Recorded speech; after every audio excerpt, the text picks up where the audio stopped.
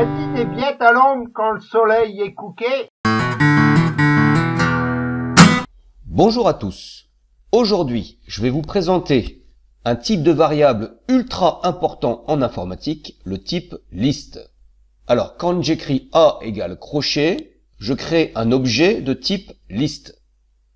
Dans ces crochets, je peux mettre tout ce que je veux. Des chaînes de caractères, des entiers, des nombres réels, d'autres chaînes de caractères. Bref, grand A, c'est un objet qui est lui-même une liste d'objets. Pour avoir accès aux données entre les crochets, il suffit que j'écrive print A20 par exemple, et ça m'affiche Fred. Alors c'est comme pour les chaînes de caractères, les données à l'intérieur de la liste sont indexées à partir de 0. Donc Fred correspond à l'index 0 et chocolat correspondrait à l'index 3.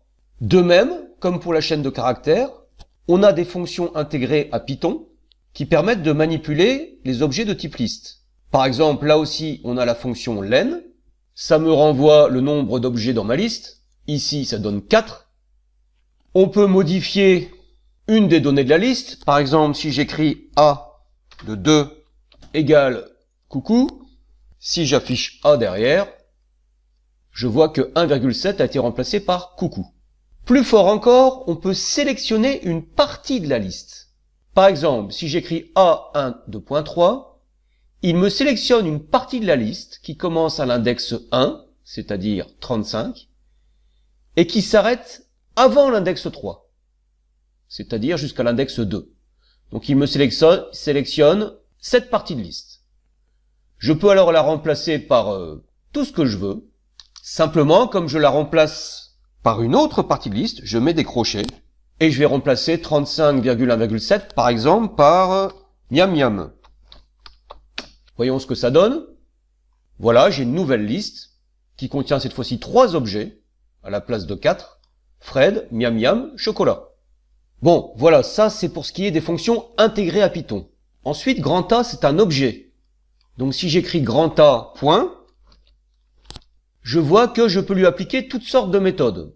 Alors vous prendrez le temps de les examiner une à une. Je vais donner simplement un exemple. La première méthode, elle permet d'ajouter un objet à la fin de la liste. Par exemple, si je veux ajouter salut, je vois que salut a été ajouté en fin de liste.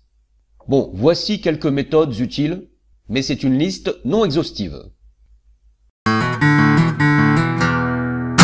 En Python, avec les listes, on peut faire un tas de trucs. Par exemple, la liste A, composée de 2 données, je vais la multiplier par 3. Il suffit que je fasse multiplier par 3. Et si je lance, je vois que j'obtiens une nouvelle liste avec 6 données.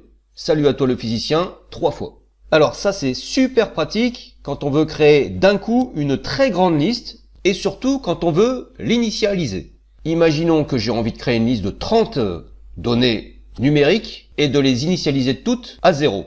Il suffit que j'écrive A20 fois 30 et hop, c'est réglé. Non seulement ma liste est créée, mais en plus elle est initialisée. Parcourir une liste en Python, rien de plus simple. Voilà une liste ordinaire. Il suffit que j'écrive for mot in A, 2 points, print mot. Et hop, ça m'affiche, j'aime le compter, c'est le meilleur des fromages. J'ai parcouru tous les éléments de ma liste. Copier une liste en Python, c'est pas aussi simple que ça en a l'air. Par exemple, si j'écris B égale A, je lance. Dans un premier temps, j'ai vraiment l'impression d'avoir créé une liste B qui est égale à la liste A. En réalité, c'est pas ça qui se passe. Démonstration.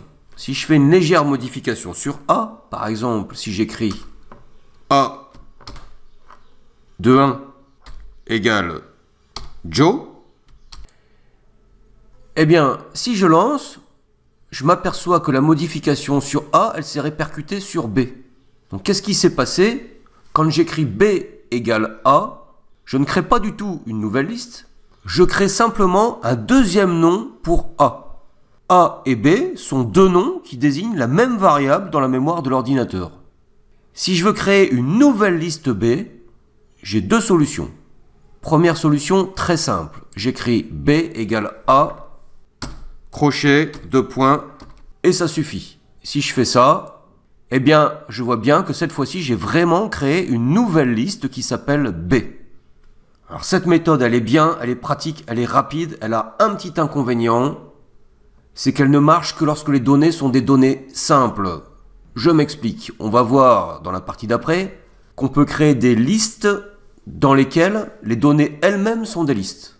Par exemple, si je mets comme variable une nouvelle liste dans laquelle j'écris T beau et que je fais une modification sur A en écrivant A de 2, 1 égale moche. Bon, j'expliquerai juste après pourquoi j'ai mis 2 et 1. Je lance et je vois que j'ai pas vraiment fait une copie cette fois-ci. Donc, pour résumer, B égale A 2 points, ça marche bien quand c'est une liste simple. C'est-à-dire quand c'est pas une liste de listes. Alors, dans ce cas-là, il y a quand même une solution. Il faut importer le module copie et on écrit B égale copie point deep copy de A. Et hop, c'est réglé, on a créé une nouvelle liste B qui est indépendante de la liste A. Démonstration, A égale salut Fred t'es moche, B salut Fred t'es beau. Pour finir, une notion un petit peu délicate, mais qui peut se révéler indispensable dans certains algorithmes un peu complexes, la notion de liste à plusieurs dimensions. Alors j'ai donné un exemple précédemment. Salut Fred, t'es beau. Comment ça marche? Les deux premiers éléments de la liste A, comme d'habitude, c'est A de 0 et A de 1. Par contre, je vois dans cet exemple que le troisième élément, c'est lui-même une liste. Si je veux avoir accès aux éléments de cette liste dans la liste, eh bien il suffit que j'affiche, print, A de 2, et je rajoute l'index de la deuxième liste. Je fais la même chose pour afficher le deuxième élément. Et voilà. Je vois que j'arrive à afficher tous les éléments de la liste et de la liste dans la liste.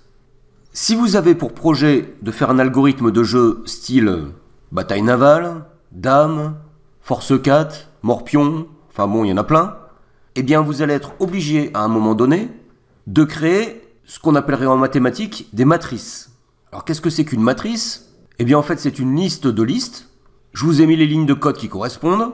Donc on définit le nombre de colonnes. Par exemple là j'ai mis 3. Le nombre de lignes, 7. Et voilà comment on déclare une matrice. Si je le lance, alors là j'affiche tout. On voit bien que je vais avoir 3 colonnes dans ma matrice et que j'ai 7 lignes. Je peux l'afficher d'une autre façon pour que ça soit un petit peu plus clair.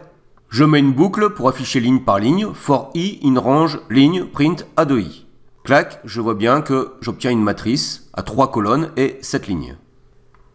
Si je veux modifier quelque chose, par exemple cet élément ici, eh bien il me suffit de compter en me rappelant qu'on commence à l'index 0. Donc je suis à la 0, 1, 2, 3, 4, 5e ligne et 0, 1, 2, deuxième colonne.